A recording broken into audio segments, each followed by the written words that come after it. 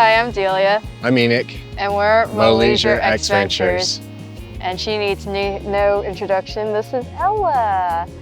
And today we are going to do a very delayed rig walk around of our 2009 Nissan Xterra. Also known as Yogi.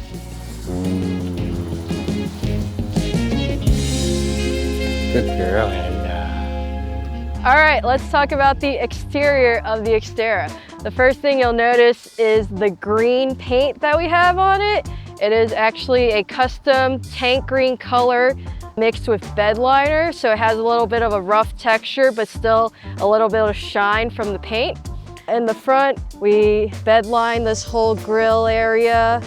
We have the Nismo front bumper paired with the worn 9.0 RC winch and the Factor 55 Fairlead and Ultra hook. All the way from the front to back, we are running Asphere aluminum skid plates. They sent us a piece right here so we could connect our Nismo front bumper to their front skid. They have taken a beating and still holding on strong. We are running 285/70 R17 Firestone Destination MT2 tires paired with the All Dogs Off-Road RB 17-inch bronze rims. One of my favorite parts of the whole tire setup are these little tire valve caps. They hook on directly to them, so you'll never lose them. Very useful product made by Solve Function. For the front suspension, we have Radflow 2.0 shocks with reservoirs. Oh, one thing I forgot to mention, we are Titan swapped. That is probably the newest thing. Enoch was always, no Titan swap, I don't want to be wide. And then he just gave in. And so now we're wide boys. So we are Titan swapped, running the All Dogs Off-Road Titan upper control arms. And in the back, we also have the Radflow shocks, and then we are running the All Dogs Off-Road parabolic leaf springs. Those we run because we have so much weight in the vehicle, so they are rated for 650 pounds plus. Helps keep our lift of, now that we're Titan swapped, 3.5 inches, I think he said. And then we also have Sumo spring bump stops, much softer than the original bump stops that come with the Xterra. You don't feel like you're getting bottomed out. And then we also have a CJD racing shackle to help with the lift. On the side here, we have hardcore off-roading rock sliders. They've held on since the beginning, and they're still on there now. So for ditch lights, we have Max Gear Armor ditch light brackets paired with Amazon Special Nightlight ditch lights. We have had these for 3 years now, and they are still going, so not everything from Amazon sucks. One thing we are missing light-wise are fog lights, so, you know, if anyone wants to sponsor us for some fog lights, wink, wink. We also have the Airflow snorkel. Inside, it's paired with the Volant cold air intake. And this is fully sealed, so normally snorkels are for dust, but since it's fully sealed, it helps us in high water situations as well. So we really maximize all of the space we have on the Xterra. So on the top of the rooftop tent, the 2 front brackets mount our exit tracks traction boards. So behind that, we have 2 quick release brackets from the mounting company. Really cool system. We have them put onto our AV Overland aluminum boxes, and you just pull the lever and it comes right off the bracket, easy access. Behind that, we have a 120-watt solar panel, and then all the way on the very top is our Starlink.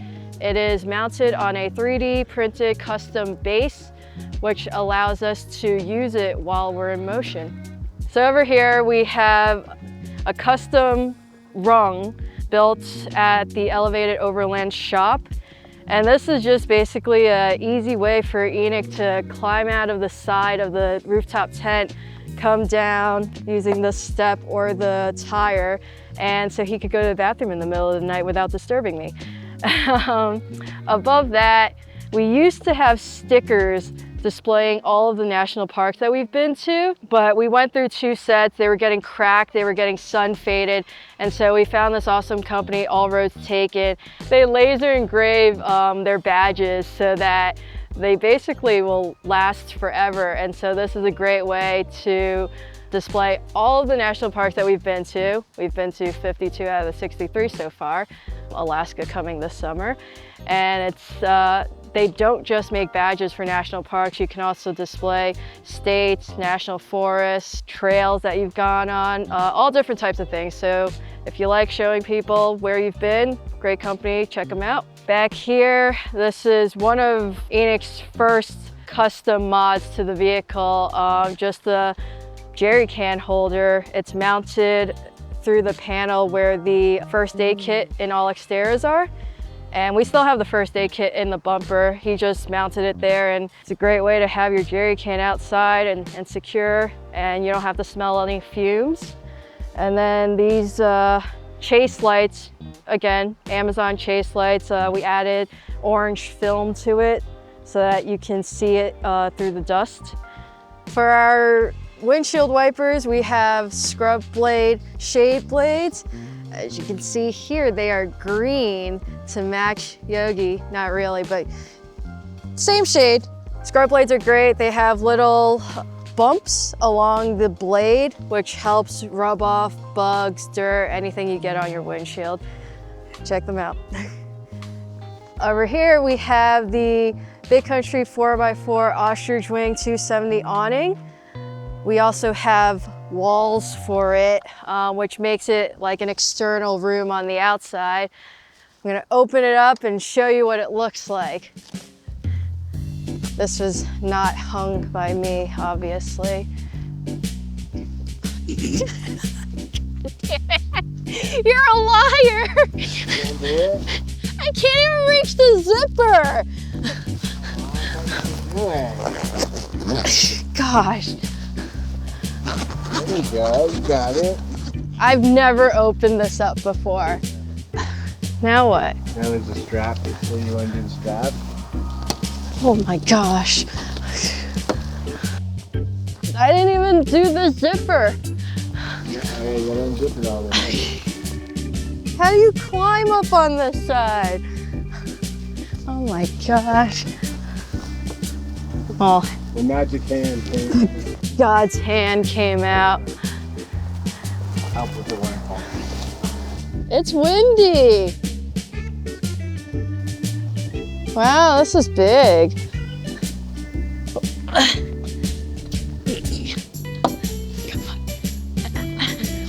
I can't. How do you do this? You don't understand how big these steps are. Is that around there? Feel it. There you go. This is very high for me. And this is it. It's actually really, really good in the wind.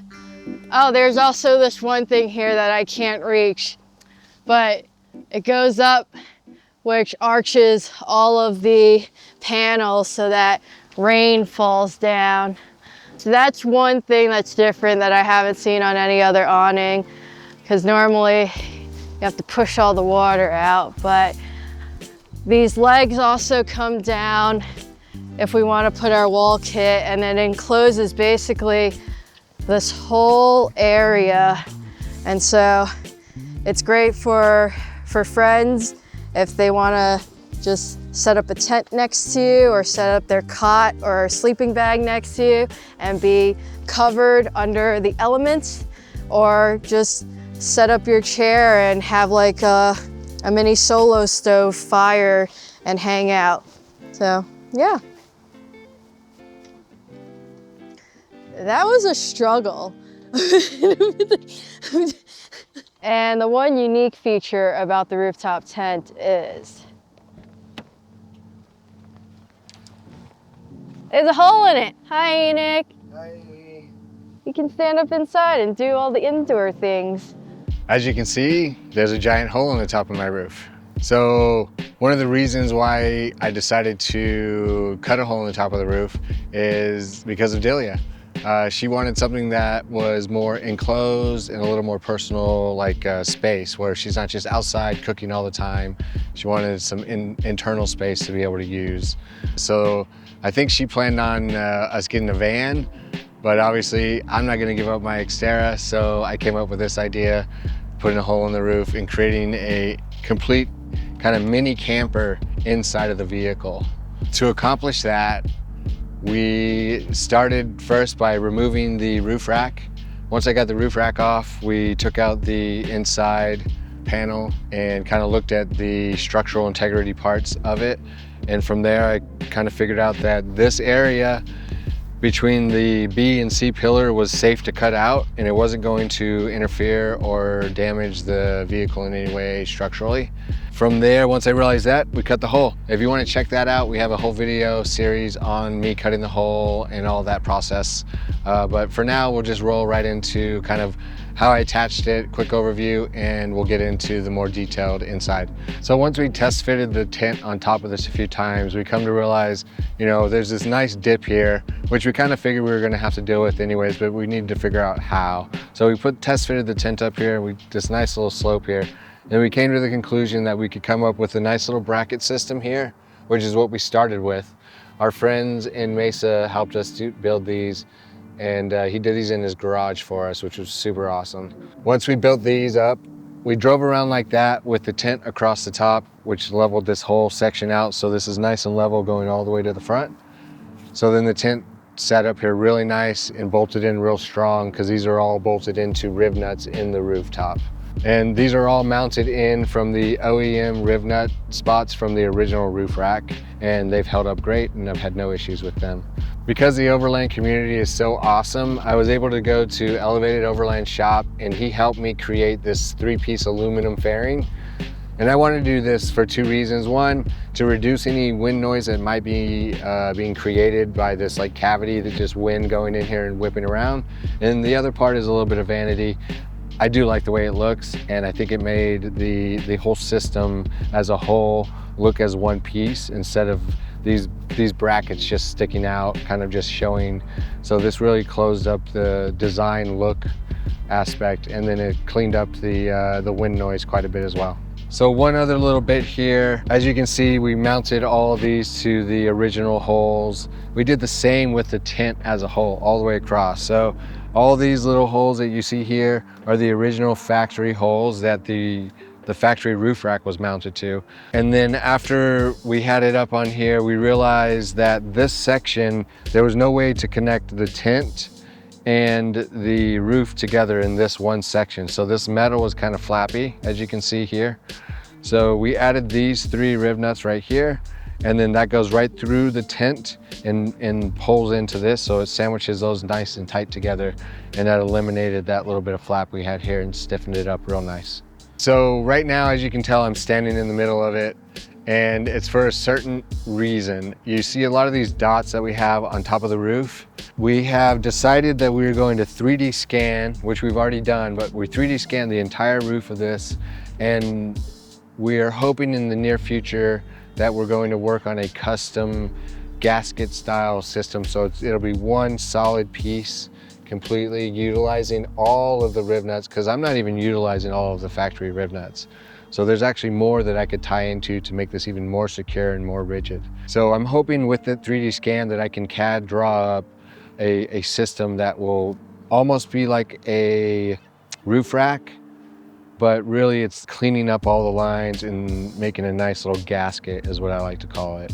And it'll be a nice gasket that'll run all the way through the body lines, creating a perfectly flat surface over this top. And then we'll be able to mount that tent to it, really making a really solid, refined product in the end. So that way in the future, if maybe I want to do this again, that I can offer up something that is going to be a nice and refined product. So one of the big questions that we've had, because obviously we've had this build out there on the internet for a little while, but a common question that we get is they think that I cut through one of the major support pillars in here, which I did not.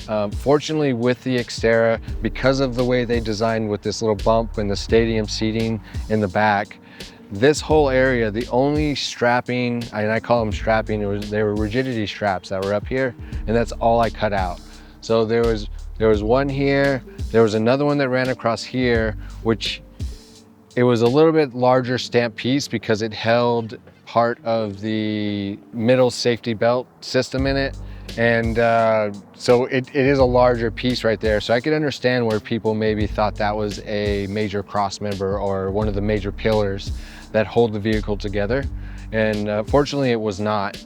So we were able to remove the 3. So we had 1, 2, and 3. We cut those and then cleaned up the metal on the inside so that way it was nice and clean. I was able to put the fabric down on here. So fortunately, because of that, we were able to make this hole, and I think it worked out really, really well. We have had no issues with body flex, body roll. Everything is still perfectly square. All of our doors close as they should. Everything opens and closes as it should. So we know for a fact that cutting this area out does not do any structural integrity damage to the vehicle or to the body as a whole. And I've done a lot of hardcore off-roading and rock crawling with it like this, with the tint on top, and we still have not seen any issues over the last 2 years. So just so everyone does know how the pillars work in this vehicle, we have the A pillar, which is at the very front. It comes up and across. That is a major structural part here. And then you have your B pillar that comes right up here. And underneath this hump right here is actually the roll cage section protecting the driver and passenger in a rollover scenario. So from here back, there is no longer any rollover protection. That's one thing that by removing those rigidity straps, it does open up this area to easier crumple in an accident scenario.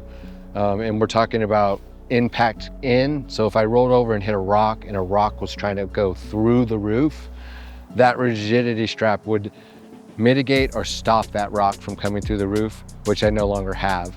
But on that same note, I do have a large aluminum box that goes over the top that is very, very strong. So I think anything I lost by removing those straps, I gained back through the way that the tent is mounted to the top of the vehicle and how secure it is on top. As far as the rooftop tent that I used on Yogi, I went with a Big Country 4x4 rooftop tent. And the reason I went with that is it is a solid aluminum tent, welded at all the corners. There's no bolts, so it's all welded all the way around. Once I saw that that's how they did their construction, I knew that with a few modifications, I would be able to make this work for my use case. Primarily stiffening up the frame as a whole. I added 106 rivets around the base, which really stiffened up the whole frame. And that gave me the confidence that once I put it on the roof, that it was gonna stiffen up the overall body of the vehicle and not make it any weaker in any way. So I was super happy to be able to find this company and that they were able to, or the tent was able to accommodate what we wanted to do with it. And it's worked out really well over the past couple of years. So right now I'm putting the truck topper foam that I use to seal the rooftop tent to the vehicle. So yeah, I'm just gonna go through and put this down. It's a closed cell foam. There's nothing special. You can buy this at Home Depot for 20 bucks, I think, maybe. I'm doing 1 layer here, and anywhere that it's a flat surface receives 1 layer. And as you can see, there's a body line here that goes and dips down. So I'll take multiple layers of this and I'll run it until I'm level with this surface here. And then it'll kind of come across there. I'll probably have like 1 little spot here where it mounds up just a little. So that way when the pressure's on, since it's such a large cavity that I'm filling, it will create a much firmer base here, having a little bit extra. So if you didn't know, I'm also a cabinet maker. Ooh, pretty. We'll jump into this real quick. It's I like to say straightforward, but nothing really is. There's a lot of research that goes into all this, and it took me quite a bit of time to figure out the best way to work with all these components. But I'll try to simplify it as best I can, and let's roll with it. So first, as you can see, we've got just a regular wood countertop. This is 1/2 inch plywood, nice and easy. nothing hard here. We roll down to the side. The framing that you see here is all 2020 aluminum extrusion. I purchased all this off of Amazon. It's much, much more affordable than the 80/20 website or T-Nuts or some of the other brands out there, unfortunately.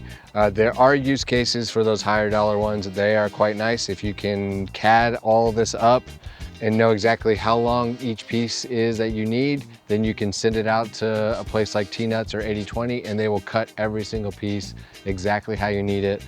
I was not in that situation, so I just bought standard size 59-inch long 20/20 and then I cut it as necessary to make it fit my application. On the inside, I just used wood again. It's on the inside, and the exterior here is all 1/4-inch paneling. I went with as thin and as light a paneling as I could. Down here, we've got a couple of locking drawer mechanisms, pretty standard in the Overland industry at this point. You just pull that and unlocks and pulls right out. You know, kind of pantry style. We have miscellaneous different things in here. Down at the bottom, again, just more miscellaneous stuff. That's all my cleaning supplies. Try to keep my tiny house as clean as possible. Over here, I installed just some power ports, nice DC power ports. It obviously just convenience. We also added a Wagon Tech 2000 watt pure line inverter. This is the remote to turn it off and on, super convenient. So we went with the Dometic faucet that they came out with, I think it was about a year and a half ago, and we tied it to a 10-gallon water tank. This is our own little hose that we got the right size so it fit around the nipple that comes off of the back here. And we have that hose running into just a Amazon 10-gallon water tank. I think it costs maybe 30 or 40 bucks compared to the $60 for the 2.5-gallon Dometic. And we just pipe the hose down into that tank, and we've had no issues with that. It's worked really, really well. So we have a nice little sink right here. We went with just like a typical bar style and it all came together with the cutting board as well. And that flows out, down and out onto our driver's side rear tire, and it hits the tire and then it flows out from there. We have a trap inside of here, so none of our food debris or anything like that goes out through there. Only gray water comes out of the sink, and then we take all that food debris and dump it into the trash, because you don't want to attract any bears if you're in that territory, and honestly, you don't want to attract any of the mice either. So less food debris you can have around your camp, the less likely you are to have a rodent come take a visit to your wires, or a larger bear. That's that's a whole nother story. Up top here also, almost forgot, we have our induction stove. We are 100% electric in this vehicle. We do not run anything outside of that. This runs directly to the 2000 watt pure line inverter. And then this is a truck fridge, and that's actually the name brand. It's called Truck Fridge. They make fridges for semi-trucks primarily, and that's what this came out of. This came out of a Freightliner semi-truck. It is 34 inches tall and 15 inches wide, which is exactly the size that I had available. So I'm really, really glad that they happened to make this size. And we found it on Facebook Marketplace out of Springfield for 180 bucks, I think, 160 bucks roughly. So yeah, keep your ear to the ground and eyes peeled on Facebook Marketplace, because they do have some good deals once in a while. All the way in the back here, just a couple more cabinet sections. And again, I just used 1/4-inch paneling for all those. And then we were having a lot of noise because of the cans, so we put carpet on the front side of this panel. Yeah, that helped a lot, I should say. And this is where I keep all my pots, pans, and in an emergency situation, we do have a single burner and a high pressure gas. Those is the butane propane mix. This is for either if our power is completely dead for some reason, or if we go on a hiking trip. We typically, maybe like a 2 or 3 day hiking trip, we would load this up and bring it with us. So on the other side, it's a pretty simple. We just did one large bench running the whole thing, and it's one big storage place as well. So what I did there is I took part of the mattress from the rooftop tent, the mattress cover and mattress, and I cut it all down and I sewed it up. So this is my top foam that we sit on that I made. Stitched all these on, and this is pretty straightforward. I just hammered some staples into it and it's held down pretty good. And this goes up, got some gas struts, so it kind of helps it go up. They're a little tired, I gotta get some new ones. So this is all storage. Typically what's in here is our clothes, our camera, gear, and our shoes, and that's basically all that fits in here. The sleeping bags and tent actually fit into a side cubby here, which is the little section that pops out on the wheel well on the outside. So I shove all the tents and stuff inside of there, and that works out really well.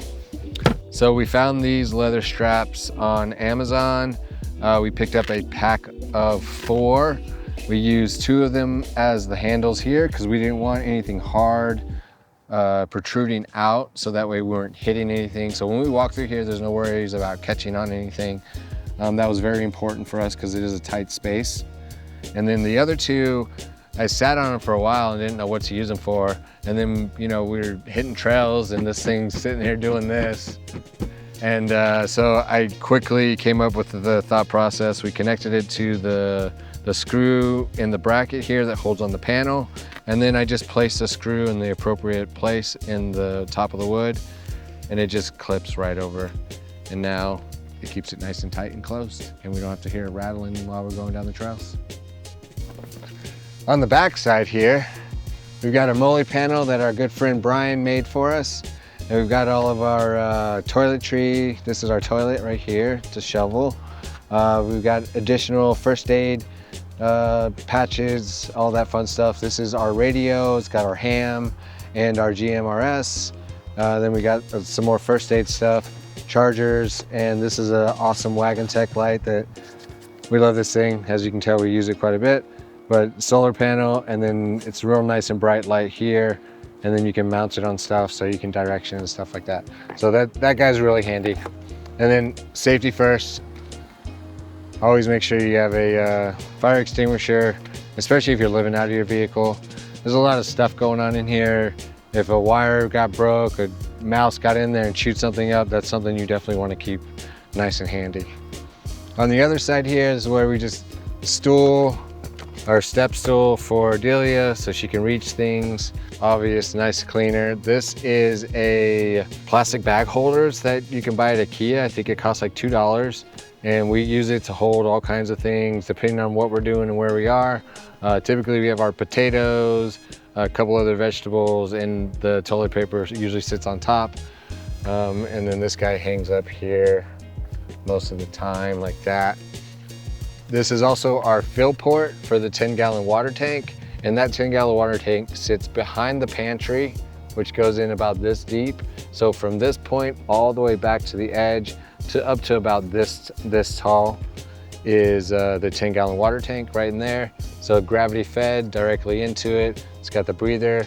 If you top it off and then go hit a trail, you will have water shoot out of this. So be mindful of what you're going to be doing when you fill up your water. And then another convenience port. This one is primarily here so we can plug in the Dometic if needed while using it. There's so many things to talk about, I forget all of the details. We also have some extra storage underneath the floor.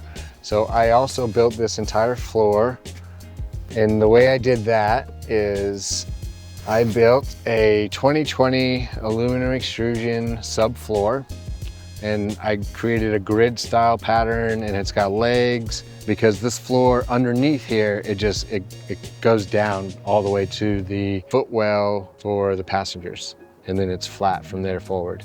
So from this point forward, it just kind of gradually goes down. So a lot of the legs are different lengths and stuff like that underneath there, but they're all set to the appropriate length to create a nice flat surface so that I was able to create a nice level area to stand and cook on and things like that. So as long as the vehicle is level, the interior space is level as well.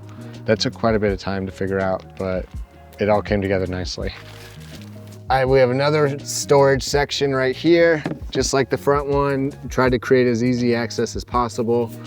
And this, like I said, it just kind of continues to drop down into the footwell area right here. And once we get into this footwell area, there's a lot going on up here because this is where my utilities and things like that are. So we can really jump in and dive in deep a little bit on the inner workings of the vehicle. And, you know, how do you make it as comfortable as possible with, you know, what would it be? The most comfortable living you can provide in the smallest space. You know, that's kind of what we're going for, I guess, in this scenario, because the vehicle doesn't get much smaller than this, but through some modifications, it turns into something that is quite roomy in a sense and has a lot of capabilities built into it. Let's take a little look at the utility space and kind of the thing that keeps everything operating as a whole. First, we're gonna jump down to the bottom. We'll start at the bottom and work our way up here. So one of the first things you're gonna see here is the giant big black box with all the wires running to it. That is our main battery.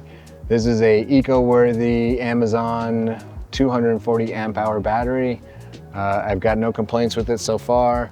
We've been running it for a year and a half, almost 2 years now, and it's been performing well.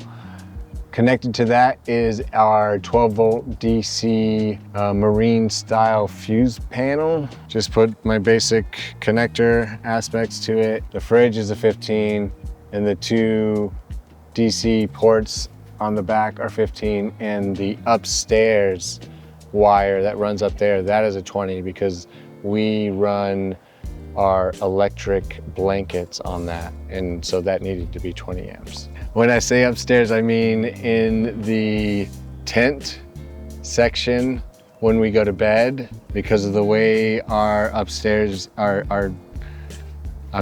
how I call it upstairs. You go in and then you climb up on top of a platform where the bed is, and then you lower the other side down into the bed, and then that's what we would consider our upstairs. So I guess that would be our bedroom, would be the way I would say that. Yeah. See what you can make of all that nonsense. Down here also, this is the solar power connector, and I just have it split so I can run the solar panel from the roof, and then I can put in a secondary solar panel to feed in and charge the battery as well.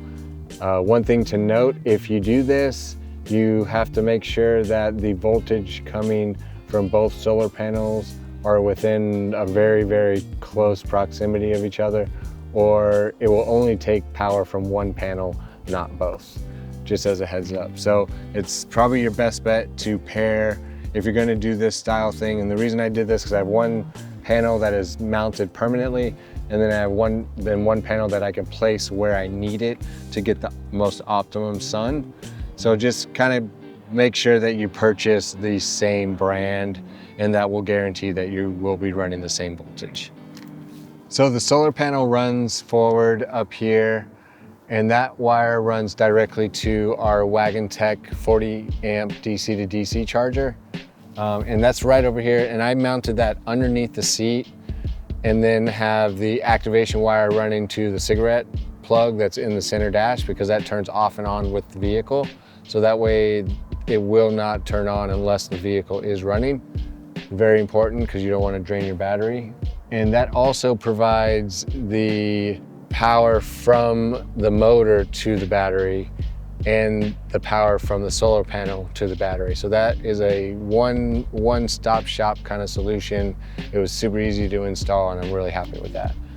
A cool thing that also comes with that, I almost forgot, is you can get it's a smart monitor, and it plugs directly into that unit, and then you can place that monitor wherever you want, and it has a nice little screen, and it gives you a description and voltage, and if you know your voltage numbers and stuff like that, you can basically figure out your state of charge pretty quick. All right, moving on from the Wagon Tech DC to DC 40 amp charger, we also have a Wagon Tech 2000 watt inverter. We obviously decided to go with Wagon Tech. We love their products, and as a company, I think they're one of the best out there. with customer service and the support of their products as a whole. So super happy with that one, and it runs everything that we needed to do. I can charge anything that I want to charge off of it. 2000 watts, essentially a 2000 watt inverter will run a microwave, will run almost any of your typical household items, because you have to think most breakers in a household are 15 amp breakers. That's their max load. So anything over 15 amps isn't going to be anywhere near 2000 watts. Typically 15 amp is about 1500 watts, maybe 1750 watts. So you're pretty much solid to run almost any household item off of this 2000 watt inverter. And that's pretty cool, because as a side note, someone loses power, start your car up, plug it in, plug your fridge in, plug in something like that, and you can keep it charged or keep it running while the power's out. That's not how we use it, but just giving you options. Moving up to the back of the truck fridge, you see a bunch of wires and doodads here. This is our DC conversion for our Starlink system.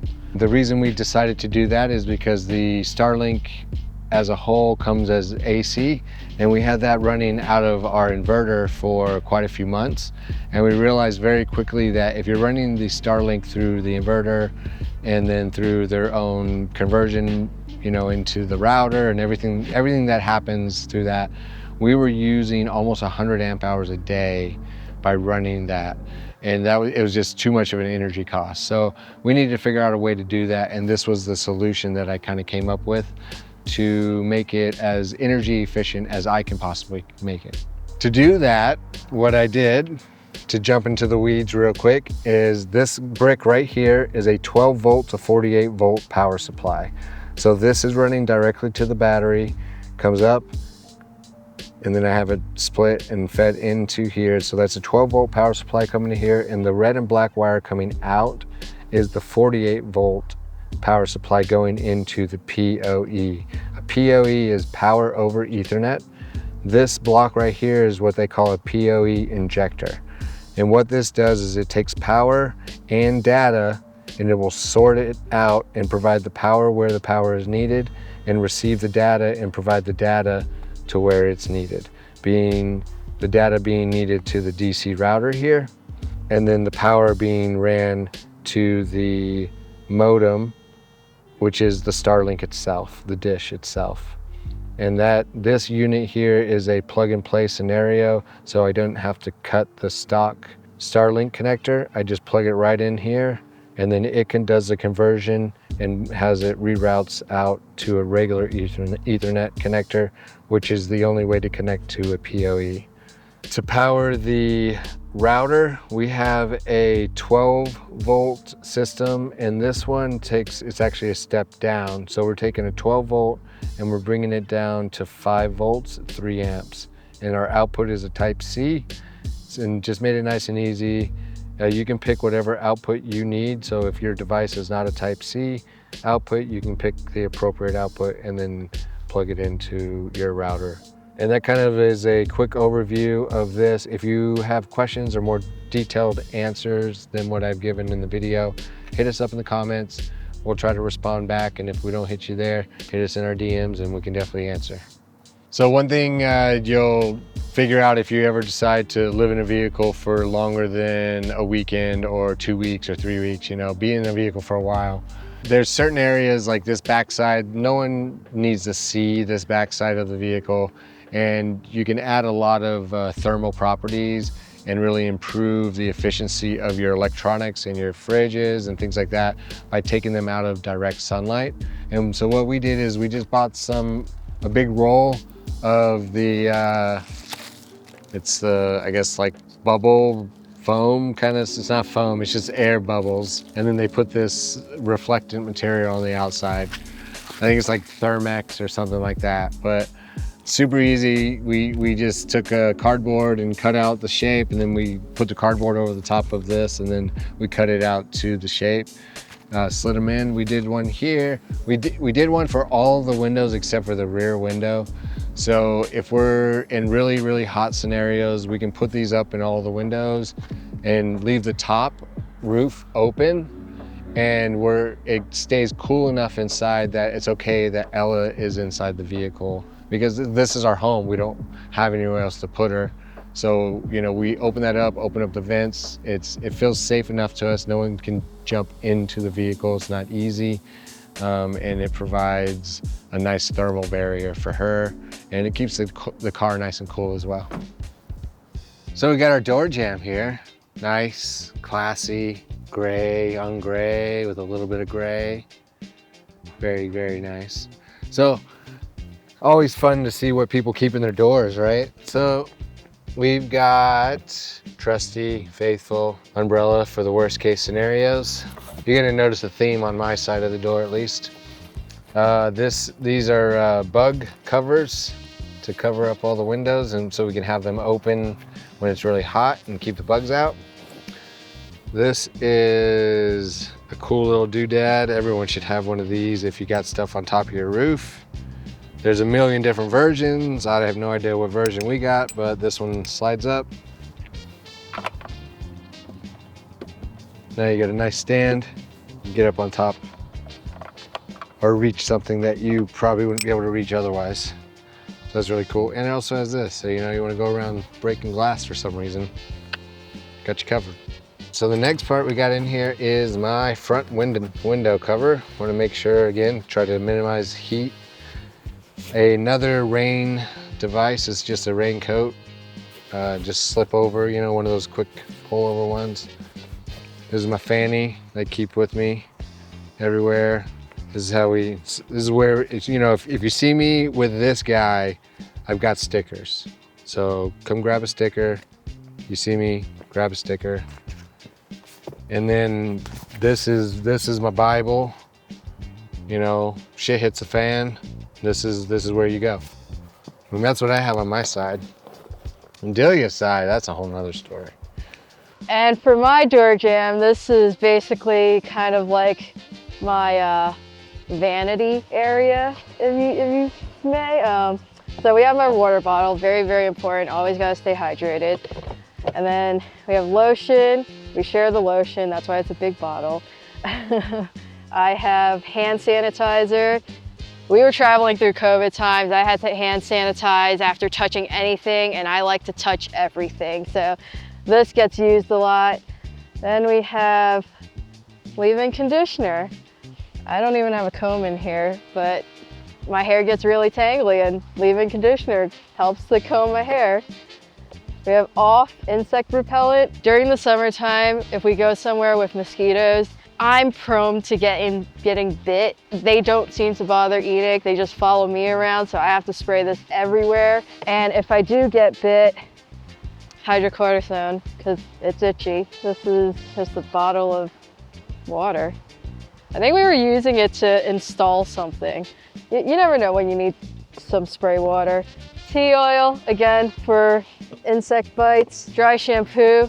So I use dry shampoo to clean my hair, and then the detangler to comb my hair. And then behind all this is just an assortment of paper. We have koozies, you know, for drinks. This is a cool magazine, Overland Adventures magazine. I wrote an article that was featured in it. It's right here, from Brooklyn to boondocking. I'm originally from Brooklyn, New York. So this picture here, this was the very first iteration of Yogi. Smitty built rooftop tent, silver. And then if you look up here, this is when we had the trailer, so that was the second iteration. And then what you see now is the third iteration, and hopefully the final one. Yeah, it's my space. All right, jumping up into the front seat now. Let's see, we've got a lot of stuff going on here. To me, I feel like there's not a lot, but there really is, I guess. So first we'll start with your classic, here's our phone holders. We went with the magnetic style because MagSafe, it works really well. Even off-road, it holds on very, very tight. Super happy with that. Moving over from that, we've got our Stinger High 10 radio. This one I'm really, really happy with.